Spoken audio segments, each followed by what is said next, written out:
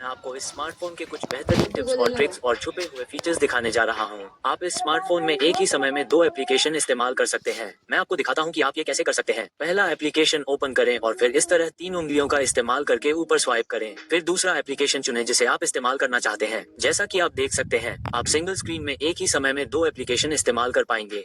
आप इसे बीच से इस तरह से आकार भी दे सकते हैं। आप डबल टैप टू लॉक और double tap to wake your screen feature को इनेबल कर सकते हैं। ऐसा करने के लिए होम स्क्रीन पर टैप करके रखें और चुनें।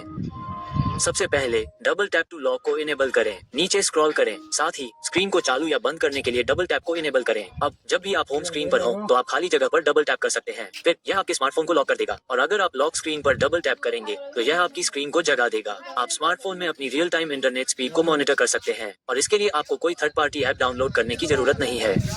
अपनी सेटिंग्स खोलें, नीचे स्क्रॉल करें और फिर नोटिफिकेशन और क्विक सेटिंग्स चुनें।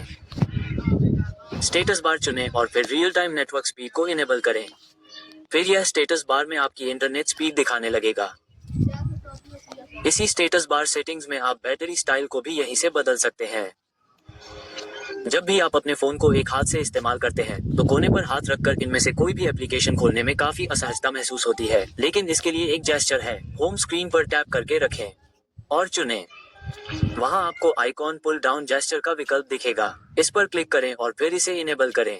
अब जब भी आप होम स्क्रीन पर हों तो आप स्क्रीन के दोनों ओर से इस तरह स्वाइप कर सकते हैं।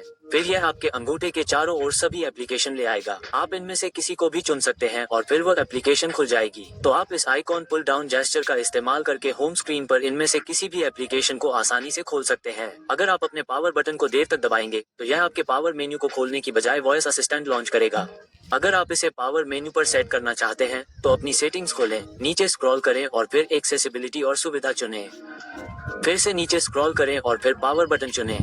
फिर से पावर बटन को दबाकर रखें और फिर पावर मेन्यू चुनें। अब अगर आप अपने पावर बटन को देर तक दबाते हैं तो यह आपके पावर मेन्यू को लॉन्च कर देगा, लेकिन अगर आप इसे अपने डिजिटल असिस्टेंट के रूप में रखना चाहते हैं, अब अगर आप अपने पावर मेन्यू को लॉन्च करना चाहते हैं तो आप वॉल्यूम अप बटन और पावर बटन को एक साथ दबा सकते हैं और यह आपके पावर मेन्यू को लॉन्च कर देगा। ये फोन बहुत सारे ऑफलाइन कूल दिखने वाले थीम के साथ आता है। उन्हें सेट करने के लिए अपनी सेटिंग्स खोलें, वॉलपेपर और स्टाइल चुनें। यहाँ आपके पास कुछ ऑफलाइन थीम है, इनमें से किसी को भी चुनें और फिर अप्लाई पर क्लिक करें। इसमें कुछ सेकंड लगेंगे, इसके बाद यह आपके स्मार्टफोन पर उस थीम को सेट कर देगा। अगर आप इन 3 बटनों का क्रम बदलना चाहते हैं या अगर आप जेस्चर नेविगेशन सेट करना चाहते हैं तो अपनी सेटिंग्स खोलें, सबसे नीचे स्क्रॉल करें और फिर सिस्टम और अपडेट चुनें। सिस्टम नेविगेशन चुनें। यहाँ से आप इन तीनों बटनों का क्रम बदल सकते हैं। अब अगर आप जेस्चर सेट करना चाहते हैं तो बस जेस्चर चुनें, कैंसिल पर क्लिक करें। अब आप ऐसे ही वापस जा सकते हैं। ऐसे ही अपने रीसेंट एप्लीकेशन को ओपन करें और ऐसे ही अपने होम स्क्रीन पर जाएं। अगर आप अपने स्मार्टफोन में मल्टीटास्किंग करना पसंद करते हैं तो आप स्मार्ट साइड बार फीचर का इस्तेमाल कर सकते हैं। डिफॉल्ट रूप से ये फीचर डिसेबल होता है। इसे इनेबल करने के लिए अपनी सेटिंग्स खोलें, नीचे स्क्रॉल करें और फिर एक्सेसिबिलिटी और कन्वीनियंस चुनें।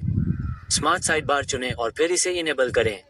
यह आपकी स्क्रीन के दाईं ओर एक ट्रांसपेरेंट बार दिखाने लगेगा। इसे ओपन करने के लिए बस ऐसे ही बाईं ओर स्वाइप करें। गेट स्टार्टेड पर क्लिक करें। डिफॉल्ट रूप से इसमें कुछ एप्लीकेशन होती हैं। अगर आप इसे एडिट करना चाहते हैं तो एडिट पर क्लिक करें। आप यहाँ से गैर जरूरी एप्लीकेशन को हटा सकते हैं और अपनी पसंदीदा या सबसे उपयोगी एप्लीकेशन को जोड़ सकते हैं। इसके बाद डन पर क्लिक करें। यहाँ फाइल डॉक का ऑप्शन है। आप अपनी फोटो या वीडियो को